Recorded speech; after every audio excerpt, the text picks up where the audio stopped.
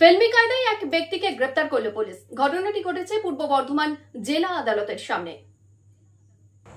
আগ্নেয়াস্ত্র সহ কোর্ট চত্বরে ঘোরাঘুরি করার সময় পুলিশের জালে এক দুষ্কৃতী। ধৃতকে শনিবার বর্ধমান আদালতে পেশ করেছে পুলিশ। জানা গেছে, ধৃতের নাম শেখ রাজ্জাক, যার আনুমানিক বয়স 28 বছর।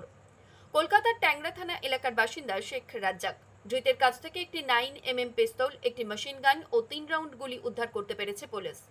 ধৃতকে প্রাথমিক জিজ্ঞাসাবাদ করে পুলিশ জানতে পারে যে বর্ধমান আদালতে এসেছিল তার পুরাতন বন্ধু ডাকাতির ঘটনায় অভিযুক্ত ফিরোজ খান এবং অজয় দাসের সঙ্গে দেখা করতে।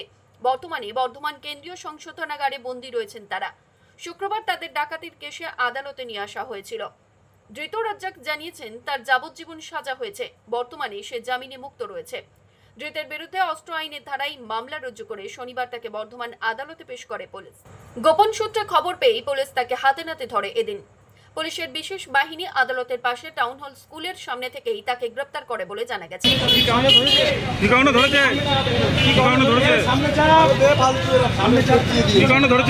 বর্ধমান কি করতে এসেছিলে? বর্ধমান কি করতে এসেছিলে? দেখা করতে। কি কারণে ধরেছে? কিছু পাওয়া গেছে আপনার কাছ থেকে? না না, এমনি ধরেছে। এমনি ধরেছে নাকি? কি কারণে ধরলো? গতকালকে ওই 3টে সাড়ে 3টে নাগাদ হঠাৎ পুলিশের যারা এখানে ডিউটি ছিলেন প্লাস বর্ধমান থানার পুলিশ একজন ব্যক্তিকে জাস্ট কোর্টের বাইরেই, কোর্টের গেটটার পরেই তাকে অ্যারেস্ট করে, এবং যখন অ্যারেস্ট করে তাকে চেপে ধরে, 4-5 জন পুলিশ মিলে ঘিরে ধরে, এবং তা করতে করতে আমাদের এখানকার উকিলবাবুরা বা ইয়েরা ছুটে যান। কী ব্যাপার, হঠাৎ কী ব্যাপারটা হচ্ছে। পুলিশের কাছে খবর ছিল, যখন ওকে ধরা হলো ওর কাছ থেকে একটা লাইভ অ্যামিউনিশন সমেত একটা আর্মস পাওয়া গেল কোমরে ছিল, এবং 4-5 জন মিলে ওকে ধরে রাখতে পারছিল না, এত পাওয়ার দেখাচ্ছিল শরীরে। যাই হোক, সবাই মিলে ধরে তাকে ম্যানেজ করে নেওয়া হলো। তারপর পুলিশ তাকে অ্যারেস্ট করলো। তারপরে যখন ওনাকে সবাই দেখছে বা ইয়ে করছে, তখন এই ব্যক্তিটা সারাদিনই কালকে কোর্টে ঘুরেছে, এবং এটাও সূত্রে আমরা জানতে পারলাম এই ভদ্রলোকের একজন সাজাপ্রাপ্ত আসামি। এর আগে এনার বিরুদ্ধে মামলা হয়েছিল এবং তিনি সাজা খেটে কোর্ট থেকে বেরিয়েছেন, জেল থেকে ছাড়া পেয়েছেন।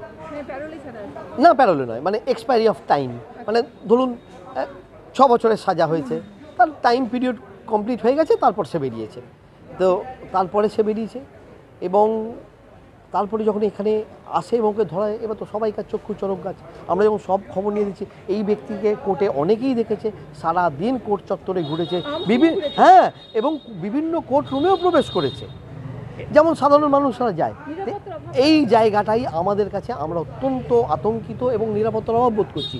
তার কারণ হচ্ছে, আমরা যারা সরকারি প্যানেলে কাজ করি বা আমরা ব্যক্তিগতভাবেও যে কাজগুলো করি, আমরা তো কারো পক্ষে বা কারো বিপক্ষে তো সবসময়ই থাকি। তো একজনের তো আমাদের যে কাজটা একজনের পছন্দ হবে, আরেকজনের পছন্দ হবে না। তো এই জায়গা থেকে আমাদের একটা বিরাট নিরাপত্তার অভাব। এরা যদি এই ধরনের কোনো মানুষ এসে যদি আইনজীবীর উপর কোনো আক্রমণ চালায় বা কোনো কোর্টের স্টাফের ওপর আক্রমণ চালায়, বা আমাদের যারা এখানে লাখ ভাইয়েরা কাজ করে তাদের উপর কোনো আক্রমণ করে, এটা তো খুবই দুশ্চিন্তার বিষয়। সবথেকে বড় ব্যাপারটা হচ্ছে, এ তো আর্মস নিয়ে কোর্ট রুমের ভিতরে প্রবেশ করেছে, সেখানে আমাদের জজ সাহেবরা রয়েছেন, তাদের উপরে যদি হামলা চালায়, এটা অত্যন্ত চিন্তার বিষয়। মৃত্যুঞ্জয় যশের রিপোর্ট, সংবাদ আজকে নিউজ।